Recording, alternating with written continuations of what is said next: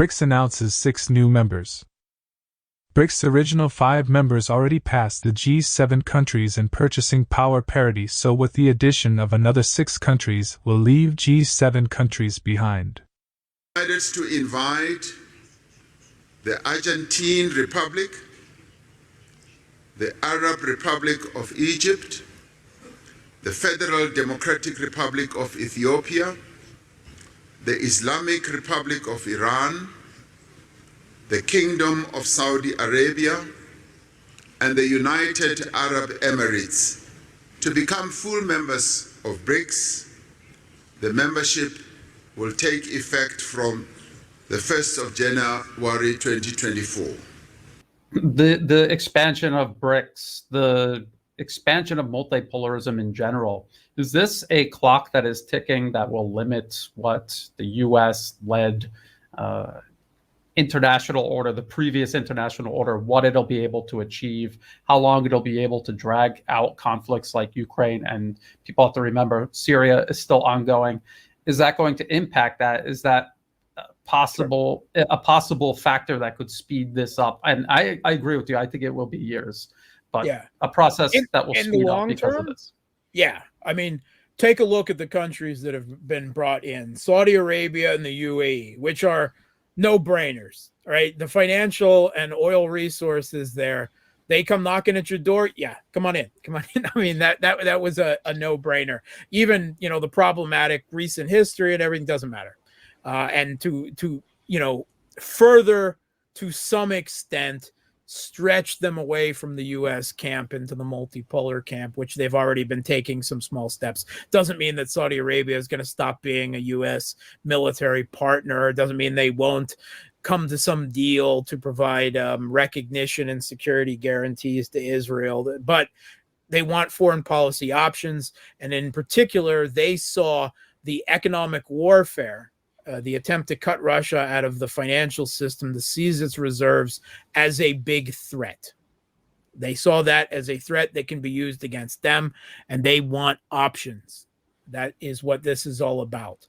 This is, yes, about multipolar politics, but also about multipolar finance, about creating new avenues of trade that do not use the dollar. Not necessarily, it's still far off an alternative global reserve currency.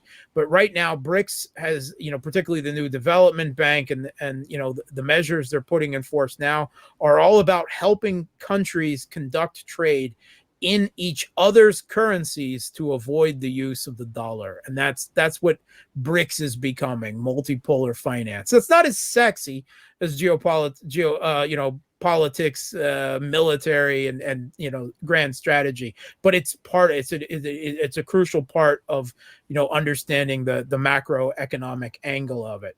Iran, the oil and gas resources, and Russia, for geopolitical reasons, wanted Egypt and Iran in. They pushed very hard for this.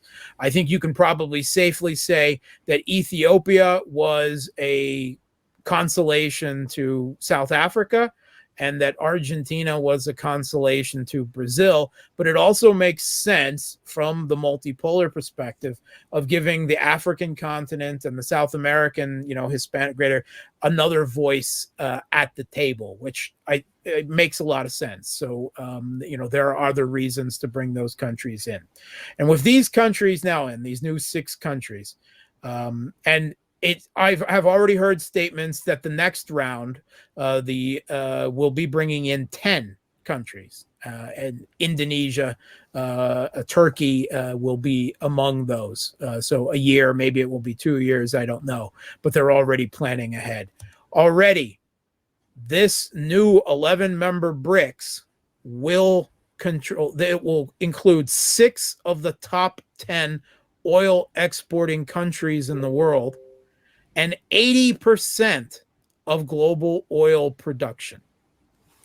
Russia, Saudi Arabia, the UAE, Iran, right there. It's very big. And if you want to, over the long term, break the hold of the petrodollar, this is how to go about it. It's not going to happen overnight. I don't think it will necessarily speed up the conflict in Ukraine, but it is a direct result of what the U.S. has done economically to try to punish Russia as a result of, and then secondary sanction threats against other countries as a part of all of this. Thanks for watching the video, and please consider liking, sharing, commenting, and subscribing to the channel. Thank you very much.